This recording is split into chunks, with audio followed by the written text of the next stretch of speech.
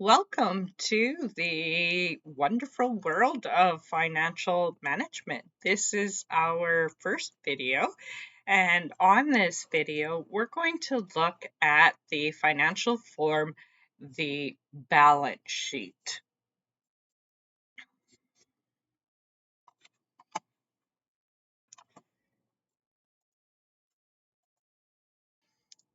Now, as we work our way through financial management, we're going to be learning an entirely new language. So, this language is not only going to relate to financial management or accounting, but these are also business terms.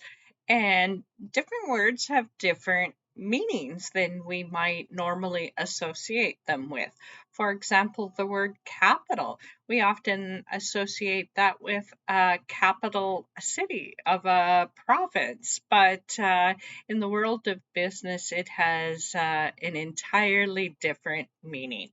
So our first assignment is going to be, it's a formative one, and it's the vocabulary assignment. So you can find it on Moodle. When you bring it up, this is what it is going to look like. You can go through, put the definitions down there for those terms. You can find them on doing a simple Google search. And I'm going to be using those terms you'll see as I explain the different concepts that we're going to look at. And then when we do our module test, there is always going to be a vocabulary section. So make sure that you review these terms before you write your vocabulary, before you write your module exam. Okay, we are going to do a little exercise here just to give you an idea of what one of the forms really looks like. So we're going to create what we call a balance sheet for the average parent. So we're going to take something we know. We pretty much know what our parents have that they own, and we're going to put that into a form. So the average parent. So we're going to start with listing the things that they own, and we're going to put a value beside some of those things. So remember, this is just an example. So they might have bank accounts or cash on hand, maybe some investments, and we're going to put that into this one account, bank accounts, and we're going to total that at $10,000. So again, we're looking at the average parent. And then they likely own a home, perhaps some land, and we're going to put a value of $350,000 there. So likely they have one, perhaps two vehicles. So we'll just put a round figure of $60,000 for vehicle. And in their home, they'll have some sort of furnishings and furniture. And we'll put that with a value of $50,000. And then very likely every family has some sort of recreational equipment, whether that's travel trailers, maybe a quad, maybe some snowmobiles, perhaps it's skis and skates and those types of things. So we'll put a value of $40,000 for that. And then there's technology. So perhaps there's some laptops in the house, maybe some smart TVs, some cell phones. So we'll value the technology at $5,000. So we're going to total this here for our average parent. And probably we've underestimated a little bit, but we've got a value of $515,000. Now, when we look at the average parent, is this what they're worth? No, they likely owe on some of this. So they might have a mortgage. And so we'll just assume for our example that they still owe $150,000 on that land and house. They might still have a loan for those vehicles. So we're going to assume that they still owe $10,000. And maybe there's a balance on their credit cards of $1,000, just for the sake of our example. So if we were to total what they owe up, we're saying they still owe $161,000. So that makes us ask the question, is the average parent worth $515,000 if they owe $161,000? Well, the answer is, of course, no. They are not worth the full amount of what they own because they would have to pay these bills out. So, to calculate what they're worth, we have to take what they own and subtract what they owe. So in our example, our average parent is worth $354,000. So again, we've taken what they own and subtracted what they owe. So the next part of our data that we want to put is date. And that's really important because this is what the average parent or our average parent is worth today, but that may not be what they're worth in a month, what they are worth in a year. So knowing the date that the information was put together is really important when you look at a form when you have values. So we're going to take and use some of those terms that we've been working with or that you saw in your vocabulary. So things that they own. If we use some vocabulary from your list, are assets. So assets, the definition is just things that a business owns. And likewise, the things that the business owes are liabilities. And those two terms have no other meanings other than things they own and things they owe. So net worth, or what they are worth, is capital. These are our three main sections that we're going to be really working with in this section. So we're working with a balance sheet, and we are working with assets, liabilities, and capital.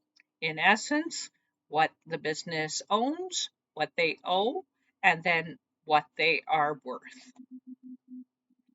So if one of the things that's really important with financial management accounting is left and right hand side. So I've been very deliberate with you in making sure that I had the assets on the left hand side with a total of 515,000, and that on the right hand side I have put the liabilities and the capital. And if I took the total liabilities and the total capital, it of course adds up to 515,000.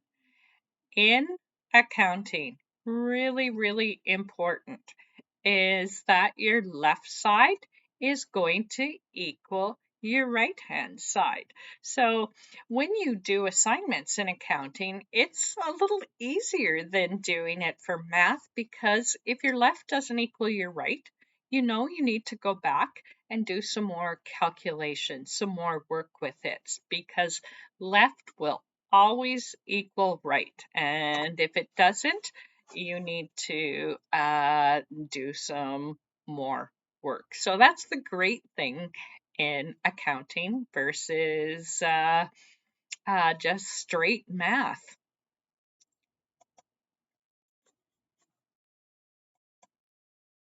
Okay, let's have you do a try at this. So That was a simple balance sheet, and that was for an average parent. Let's change it just slightly, and let's do a balance sheet for an average college student. So I've given you some values and some items that you can use if you want, but entirely up to you how you want to, what data you want to have your average college student own.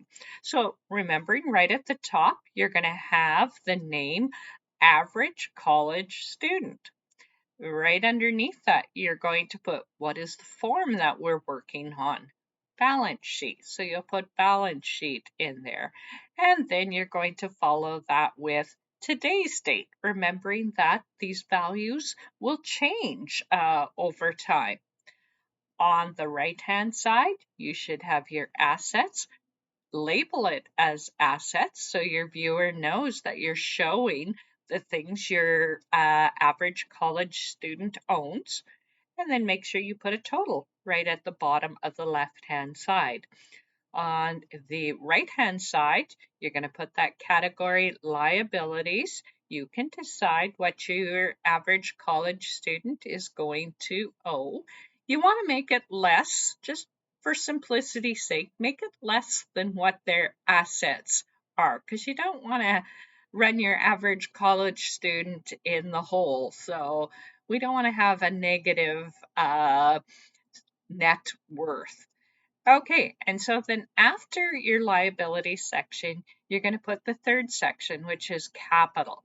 And so under your capital, you're going to put your average college student, put a comma, you can put capital, and you'll have to calculate what their net worth is. And you'll do that by taking your total assets minus your total liabilities.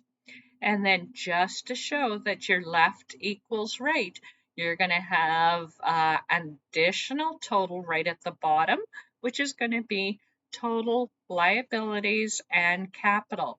And that amount should equal your total assets. Okay, if you want to pause your video right now while you finish this exercise, go ahead.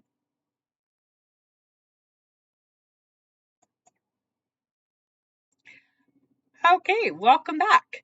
So let's look at making this a little more formal. So balance sheets help you see the big picture.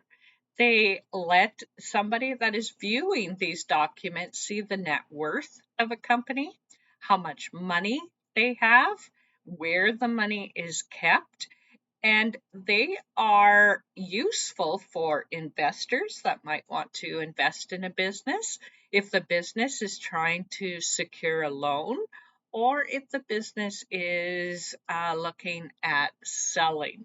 So those individuals that are interested in this business will go to a balance sheet to see what the business owns and what it owes, and then its net worth. Now, one of the things I've alluded to, but not really come out and said straightforward, that these financial forms follow a format protocol. They are always written in the same way, and that is so that they can be read by anybody that is familiar with the format. So let's look at what that format looks like. So you're always going to start on the very first line of your balance sheet with the name of your company. And that company name is going to stand out, and it should be centered on that first line. And then on the second line, you should always have the name of the financial form. So we're going to look at a variety of different financial forms over the course of this module and following modules. So the second line should always tell you which form is it that your viewer is going to be looking at. And then on your third line, you'll have the current date. So for your exercises purposes, if I don't give you a date to put on your forms, always use today's date. Okay, so we know that the date is really important because we are looking at values, and we know that those values are going to change over time. So as you look further on this balance sheet, you'll see that there are the three headings: assets, liabilities, capital. You'll see that they are all in capital letters. They are all centered over the information that follows them. So that's really important as well. Assets, of course, you're seeing on the left-hand side. So we'll go through an order of the assets as we progress, but for our purposes now, I will always put them in the order that you need to record them on your balance sheet for assignment purposes. And then right at the bottom on the left-hand side, you're going to see total assets. And then when we go over to the right-hand side under liabilities, you should see the different, you might have one, two, three different liabilities that the owner has, and then you'll total those liabilities. And then for the capital section, I often will not give you the amount, so you'll have to do some calculation there. So you are going to write the owner's name under the capital heading, and then you're going to put a comma and put the word capital after. So that just alerts the viewer of your business form that that is the owner and that is their net worth. And then right on the bottom, you should have a category called total liabilities and capital. And you'll notice that I left a lot of spaces on my asset side so that I could have those two right on the same line. So that's a general format protocol. It just makes it for easy viewing. So the other thing that I want to point out is that you notice there's some single lines right above where there is a calculation that takes place. So anytime you're going to do a calculation, you need to put that single line. And when we get to where we are marking these assignments, uh, that's worth, in this example, you've got three single lines, so three places where totals are happening, and that's worth 3 marks. And then the other very, very important thing with accounting is the double rule or the double line under your totals.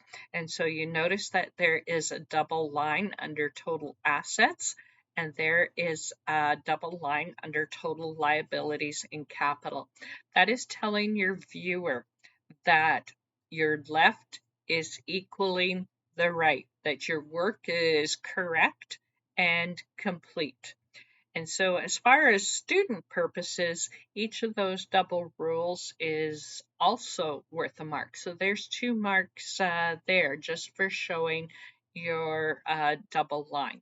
So just know that in accounting, your single rule has a meaning. It means that there's going to be some totals following, and double rule is often referred to in your vocabulary terms as double entry accounting, which means left is equal to the right. It has no other meaning other than left equals the right. Okay, so take a few minutes to look this form over because we're going to go on to a practice balance sheet for you.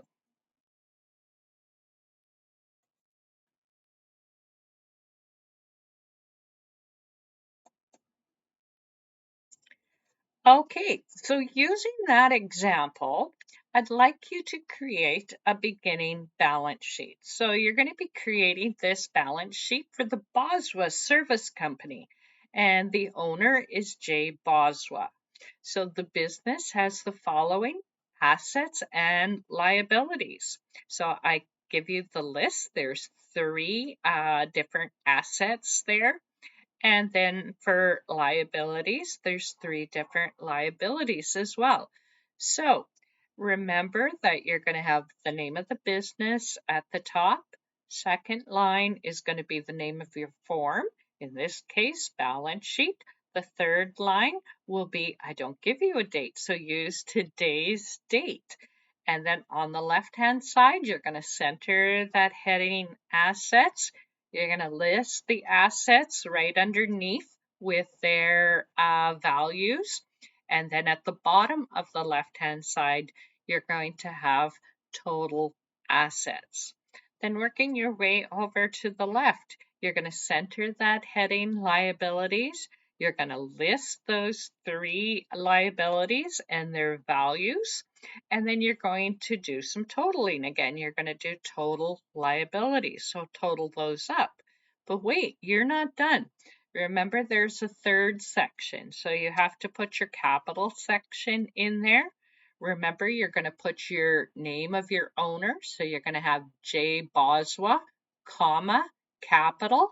And you're going to calculate what J. Boswa's net worth is. You're going to take your total assets minus your total liabilities. And then to complete your balance sheet, you're going to do your total liabilities and capital and try to have that on the same line or straight across from where you've got your total assets. Okay, and so then you go back and look. Did you put lines in where you did some totaling, a single line? And did you double underline under total assets and then under total liabilities and capital to show that they were balanced, that left equals right? Okay, if you want to pause it here while you complete it, you maybe want to back up the video to look at the example. And when you're ready, we'll go on to the next slide, which is going to show you what your practice Boswa Service Company balance sheet should look like.